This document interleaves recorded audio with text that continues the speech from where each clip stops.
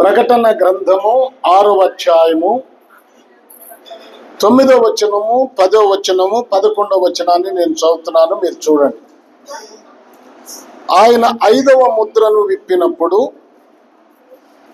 దేవుని వాక్యము నిమిత్తమును తామిచ్చిన సాక్ష్యము నిమిత్తమును వధింపబడిన వారి ఆత్మలను బలిపీఠము క్రింద చూచితిని. వారు నాథా, సత్యస్వరూపి, పరిశుద్ధుడా, ఎందాక తీర్పు తీర్చకయు మా రక్తము నిమిత్తము భూనివాసులకు ప్రతిదండన చేయకయు ఉందువని బిగ్గరగా కేకలు వేసిరి. తెల్లని వస్త్రము వారిలో ప్రతివానికి ఇయ్యబడెను.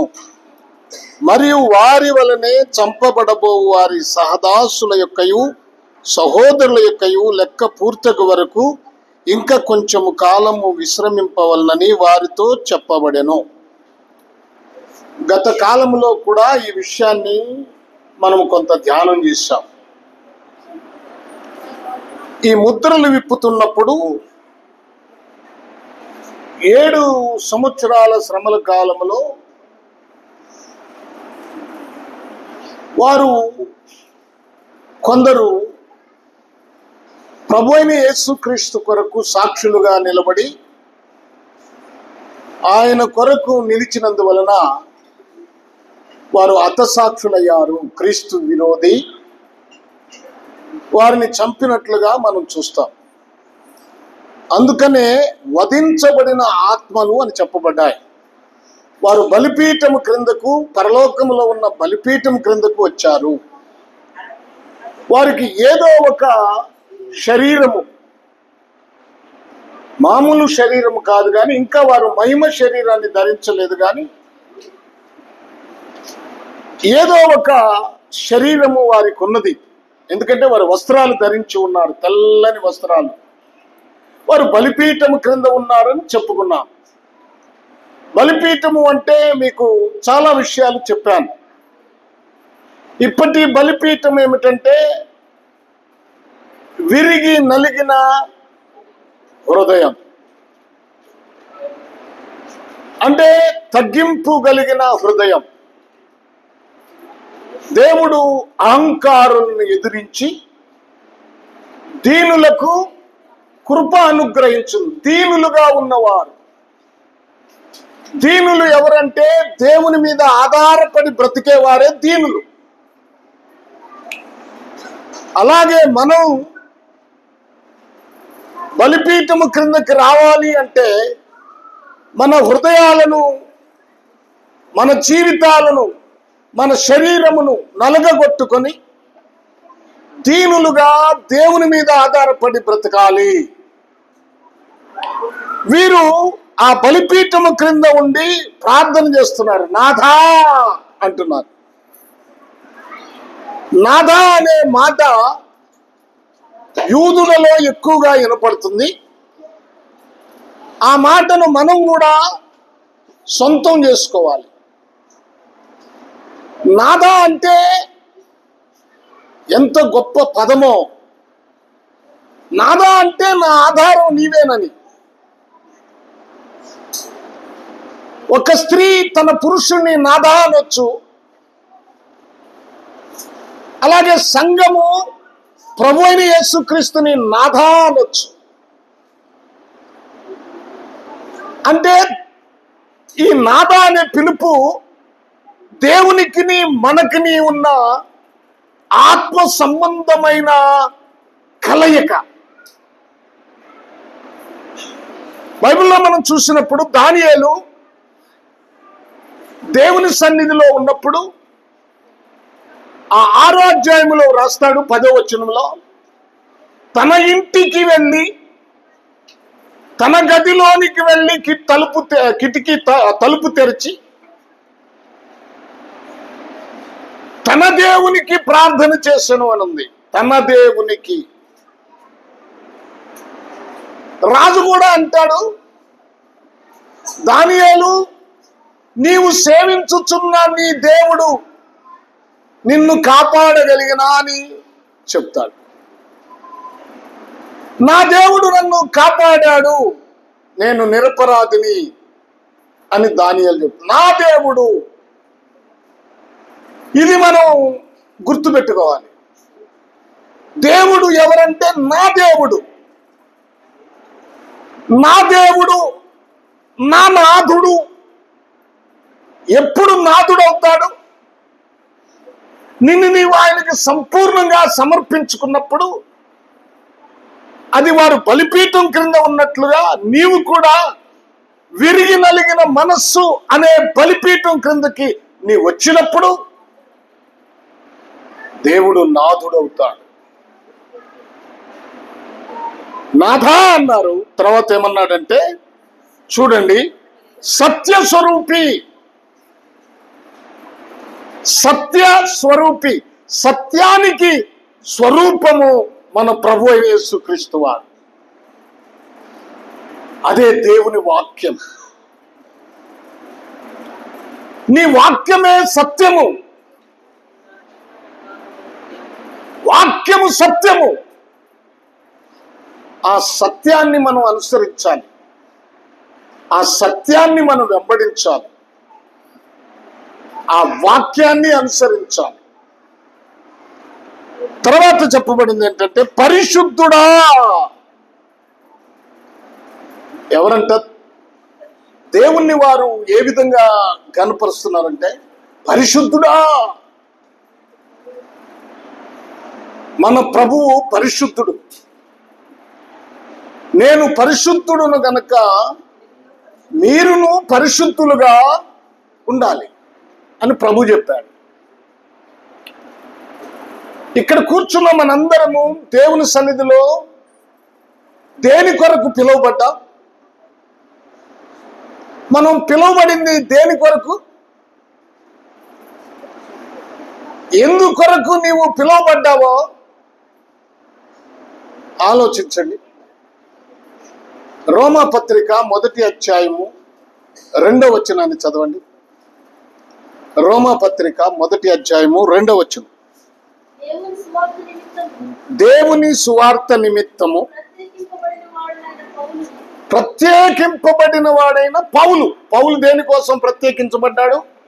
దేవుని సువార్త నిమిత్తము. ఇక ఆయన ఏం చేయాలో? సువార్తే చేయాల. ఇక ఏం వ్యాపారం చేయటానికి, ఉద్యోగాలు చేయటానికి లేదు. దేవుని సువార్త నిమిత్తము ప్రత్యేకించబడిన పౌలను ఈ పౌలు గారు చెప్తున్నాడు, రోమాలో ఉన్న దేవుని ప్రియులందరికీ అనగా చూడండి, పరిశుద్ధులుగా ఉండుటకు పిలువబడిన వారందరికీ. పరిశుద్ధులుగా ఉండుటకు పిలువబడిన వారు. ఇప్పుడు మనందరము దేనికోసం పిలువబడ్డాం? పరిశుద్ధులుగా ఉండటానికి పిలువబడ్డాం. మీకు ఇంకా కొంచెం అర్థమవటానికి కొరింథీయులకు రాసిన 1వ పత్రిక 1వ అధ్యాయం 2వ వచనం చూడండి. కొరింథీలో ఉన్న దేవుని సంఘమునకు అనగా కూర్చోండి, అనగా క్రీస్తు యేసునందు, క్రీస్తు యేసునందు పరిశుద్ధపరచబడిన వారై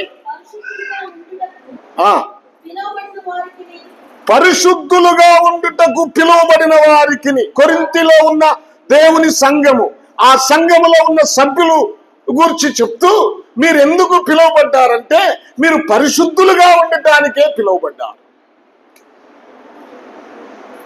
పరిశుద్ధమైన జీవితాన్ని జీవించటానికి పిలువబడ్డారు.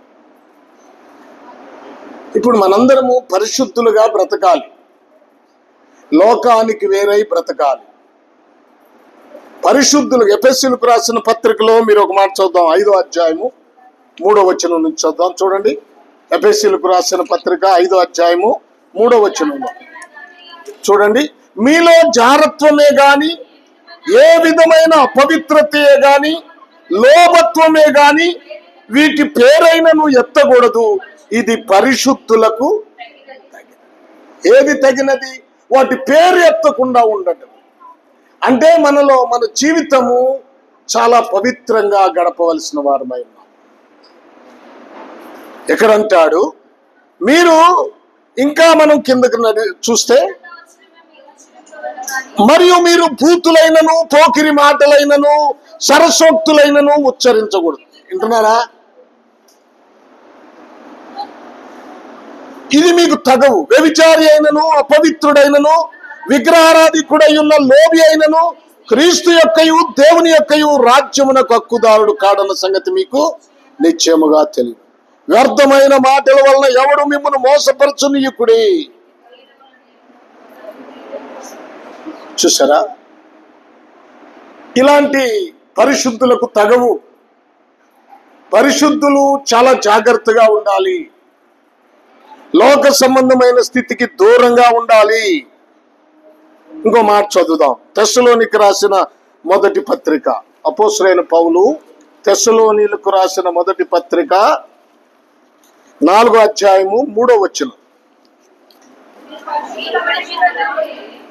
నేను చదువుతాను, వినండి.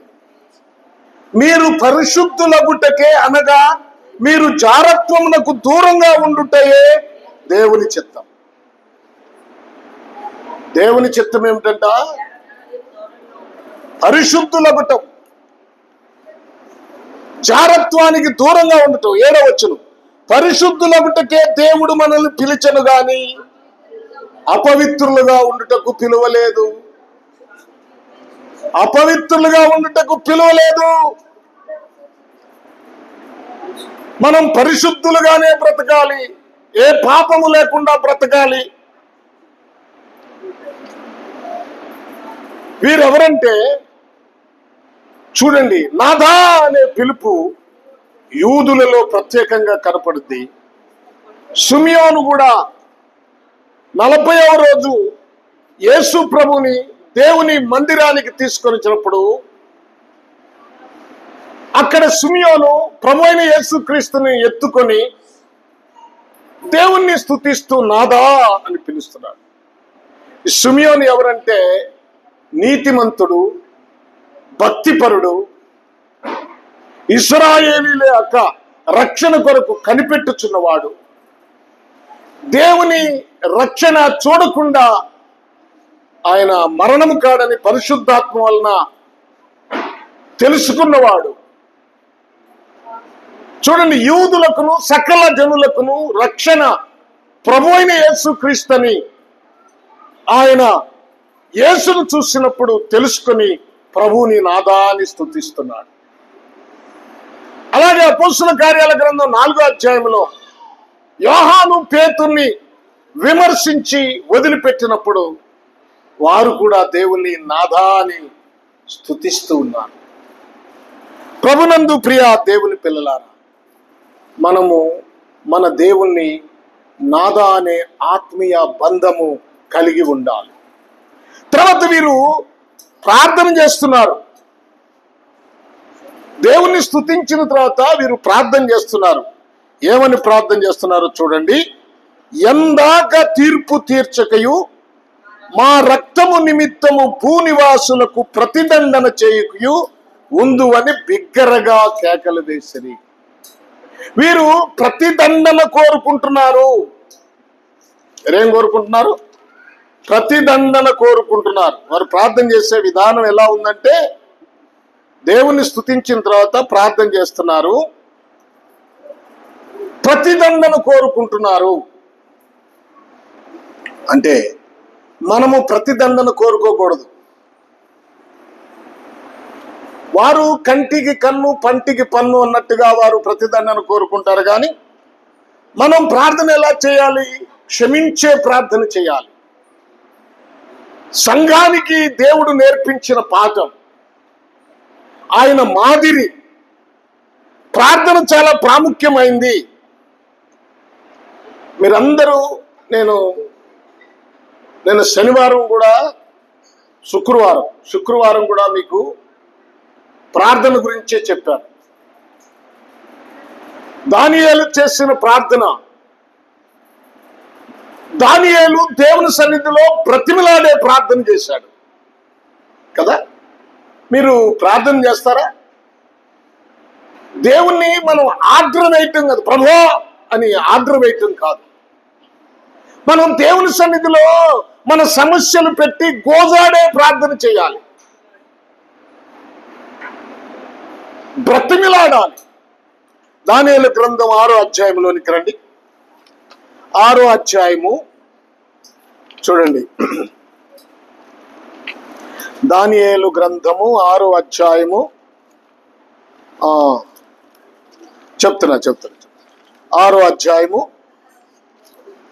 మీరు 11వ వచనం చూడండి. ఆ మనుష్యులు గుంపుగూడి వచ్చి దానియేలు తన దేవునికి ప్రార్థన చేయుటయు ఆయనను బ్రతిమలాడుకొనుటయు. ఇప్పుడు ఎవరిని బ్రతిమలాడుకుంటున్నారు? దానియేలు దేవుణ్ణి బ్రతిమలాడుకుంటున్నారు. ఏం ప్రార్థన ఇది? బ్రతిమలాడే ప్రార్థన. మనము దేవుని సన్నిధిలో ఆ విధమైన ప్రార్థన చేస్తున్నామా?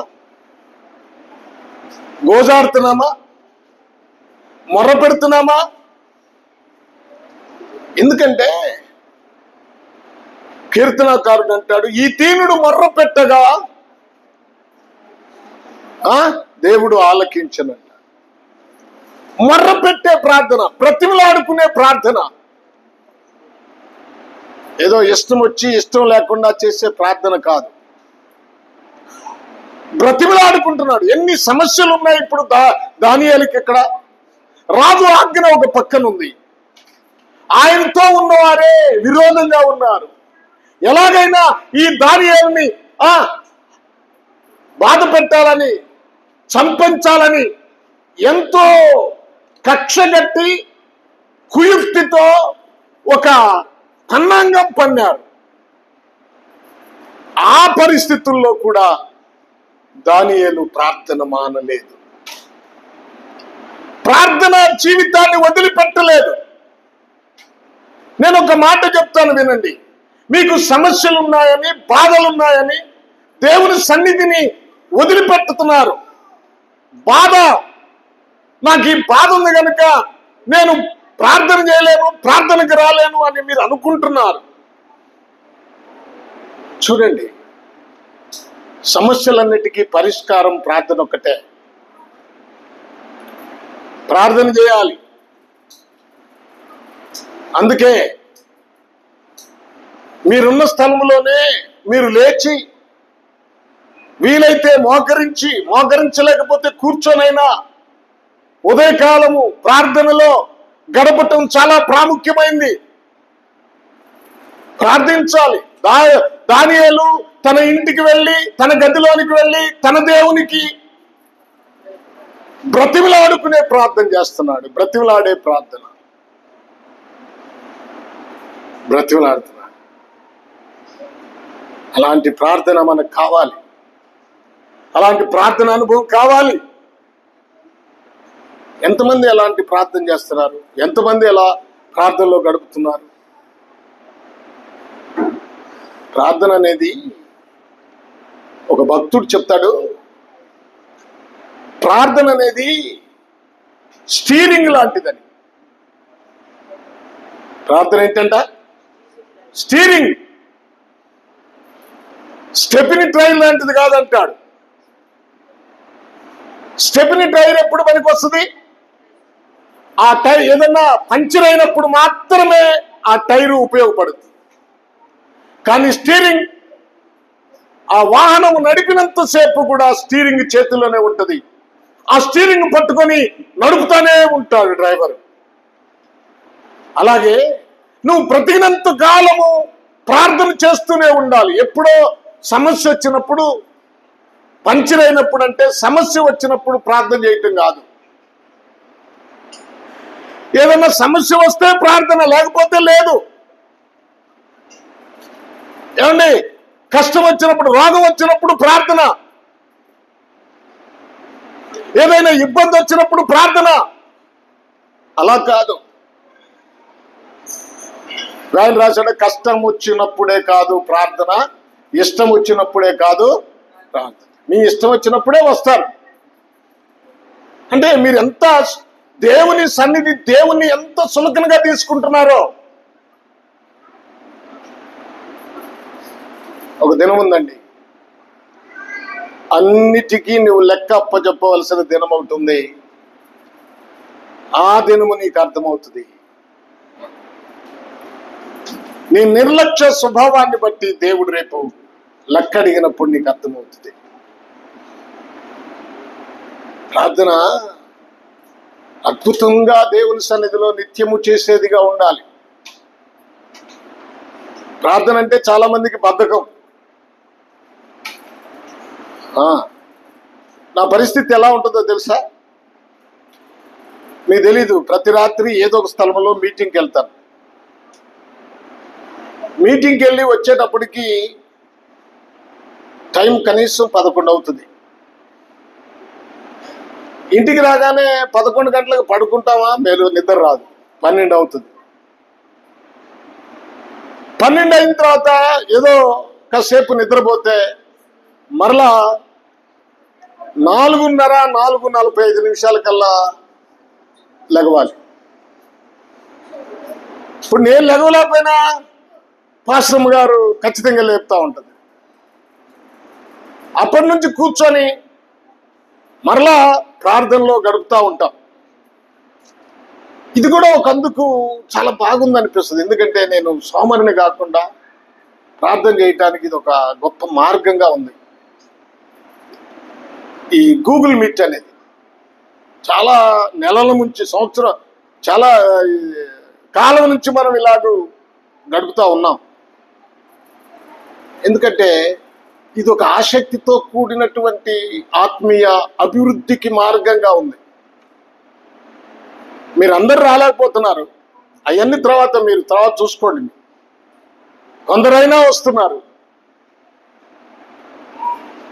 ఒక 20 నుంచి 25 దాకా ఈ లోపల వస్తున్నారు.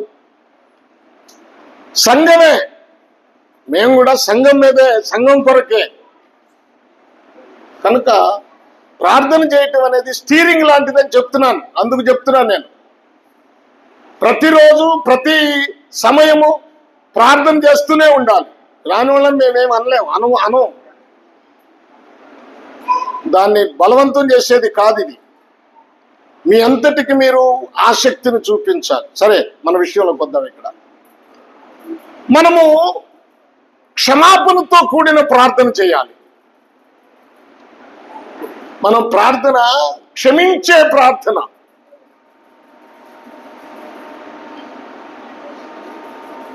చూడండి, యేసు ప్రభు వారు మనకు నేర్పిన ప్రార్థన ఏమిటంటే, తండ్రి వీరేమి చేయుచున్నారో వీరు ఎరుగరు, వీరిని క్షమించమన్నాడు. ఆయన్ని అనుసరిస్తున్న స్టెఫన్ భక్తుడు నేర్పిన ప్రార్థన ఏమిటంటే, ఆయన్ని రాళ్ళు తీసుకుని కొడుతుంటే ఈ నేరం వారి మీద మోపు వద్దన్నాడు. దేవుడు ప్రభువు చెప్పాడు, నీ శత్రువుల కొరకు ప్రార్థన చేయి.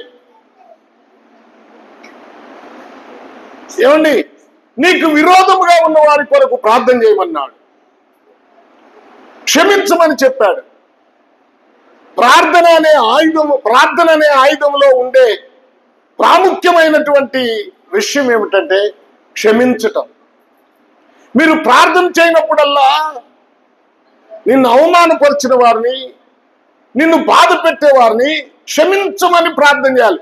కానీ ఈ బలిపీఠం క్రింద ఉన్న వీరు వారిని హతసాక్షులుగా చేసిన వారికి తీర్పు తీర్చమని ప్రార్థన చేస్తున్నారు. అది యూదుల ప్రార్థన. కానీ విశ్వాసుల ప్రార్థన ఏమిటి? ఏమండి, క్షమించమని, దీవించమని, నీకు విరోధముగా లేచిన వారి కొరకు క్షమాపణతో కూడిన ప్రార్థన చేయమని, మనల్ని దూషించే వారి కొరకు దీవించమని. మన ప్రార్థనే ప్రత్యేకంగా ఉంటుంది. పాత నిబంధనలో ఉన్న విధానం వేరు, ప్రభువైన యేసుక్రీస్తు నేర్పిన విధానం వేరు. దేవుడు మనకు పరలోక సంబంధమైన విషయాలను నేర్పించాడు. భౌతిక విషయాలను ఆయన నేర్పించలేదు. భౌతికమైన వాటి కోసం ప్రార్థన చేయమని చెప్పలేదు. మన ప్రార్థన కూడా దేవుని వాక్యానుసారంగానే ఉండాలి. మాట ఉంది, మీరు నా యందును మీ యందు నా వాక్యము నిలిచి ఉన్న ఎడల మీకు ఏది ఇష్టమో దానిని మీరు అడగండి, నేను ఇస్తానన్నాడు. అరే ఇష్టం వచ్చింది ఎలాగూ? ఇప్పుడు నేనున్నానండి, నాకు ఒక విమానం కావాలి ప్రభు అని ప్రార్థన చేస్తే అది వాక్యానుసారమేనా? మనము దేవుని యందు ఉంటే, మన యందు దేవుని వాక్యం ఉంటే, వాక్యము ప్రకారమే మనం ప్రార్థన చేస్తాం. దేవుడు అన్నాడు, అసలు నేను ఒక మాట చెప్తాను, నీ గురించి నువ్వు ఎప్పుడు ప్రార్థన చేసుకోమాక. నీ గురించి అంటే నేను ఆత్మీయ స్థితిలో బలపరచబడటానికి ప్రభువా నాకు శక్తిని ఇమ్మని ప్రార్థన చేయి. అంతేగాని నాకు పెద్ద ఇల్లు కావాలి ప్రభువా, నాకు కారు కావాలి ప్రభువా, లేకపోతే నాకు ఆరోగ్యం కావాలి ప్రభువా. ఆరోగ్యం కావాలి ఆయన స్తుతించడానికి, ఇస్తాడు ఆయన. నీ ప్రార్థనల్లో దేవుని పరిచర్య నిమిత్తం ఉండాలి, దేవుని పని కొరకు నువ్వు ప్రార్థన చేయాలి. సంఘాలు విస్తరించబడాలని, ఆత్మలు రక్షించబడాలని, నాయకులు బాగుపడాలని, పడిపోతున్న ఈ లోకము, త్రాగుబోతులు, దొంగలు, వ్యభిచారులు, మోసగాళ్ళు, వారందరి కొరకు నువ్వు ప్రార్థన చేసినప్పుడు దేవుడు నీ పని చేస్తాడు. నీకేది అవసరమో ఆయనకి తెలుసు. నీ ఇంట్లో ఏం చేయాలో ఆయనకు తెలుసు.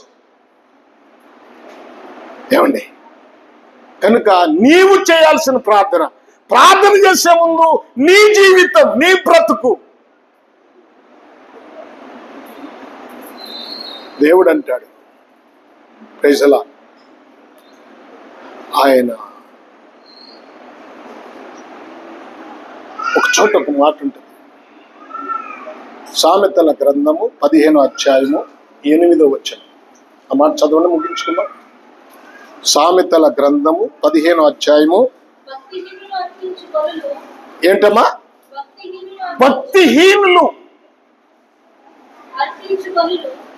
చాలా జాగ్రత్త, భక్తిహీనులు అర్పించు బలులు యెహోవాకు హేయము. ఏంటంట? యథార్థవంతుల ప్రార్థన ఆయనకు ఆనందకరం. ఎవరి ప్రార్థన ఆనందకరము దేవునికి? యథార్థవంతులు. యథార్థంగా బ్రతుకుతున్నామా మనం? ప్రార్థన చేయటానికి ఒక అర్హత ఉంది.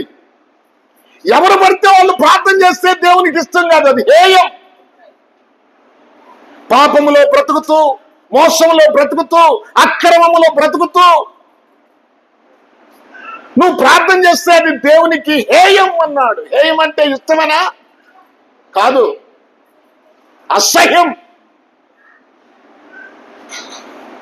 మరి ఏ ప్రార్థన ఇష్టమంటే యథార్థవంతుల ప్రార్థన.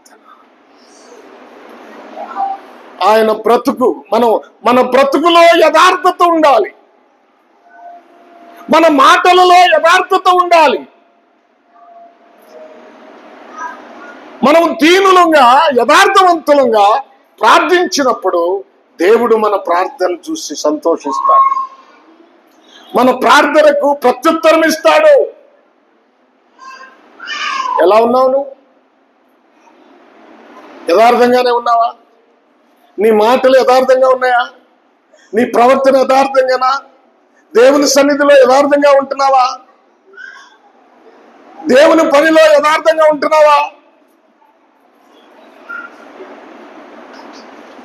మరి యథార్థత లేకుండా ఎంత ప్రార్థనలో మనం ప్రాకులాడిన ప్రయోజనం ఉందా? లేదు, అది హేయం. కనుక ఇక్కడ వీళ్ళు హతసాక్షులయ్యారు, ప్రార్థన చేస్తున్నారు. మనం రక్షించబడ్డాము, పరిశుద్ధులుగా ఉండటానికి పిలువబడ్డాము. మన ప్రార్థన యథార్థంగా ఉంటుంది కనుక దేవుడు మన ప్రార్థన అంగీకరిస్తాడు. కొన్ని ప్రార్థనలకు జవాబు వెంటనే వస్తుంది. వీరి ప్రార్థన కూడా జవాబు వెంటనే వచ్చింది. తర్వాత చెప్తాను నేను. ఏలియా బలిపీఠాన్ని కట్టి బలిపీఠం మీద పశువును వధించి పెట్టి ఆయన ప్రార్థన చేస్తే వెంటనే సమాధానం వచ్చింది. పరలోకం నుండి అగ్ని దిగి వచ్చి ఆ పశు మాంసము దహించి వేసింది. ఒక్కోసారి ప్రార్థనకు వెంటనే సమాధానం వస్తుంది, ఒక్కోసారి అది మనకు తెలియదు, దేవునికే తెలుసు. వెంటనే సమాధానం రాదు, ఆలస్యంగా సమాధానం వస్తుంది, కొంచెం టైం తీసుకుంటుంది. అంత మాత్రాన మనం దాన్ని ఏమంటారు, తొందరపడిపోకూడదు. ఏంటి నేను ఇంత ప్రార్థన చేస్తున్నాను, దేవుడు నా ప్రార్థన ఆలకించలేదని మనసులో సనుక్కోకూడదు.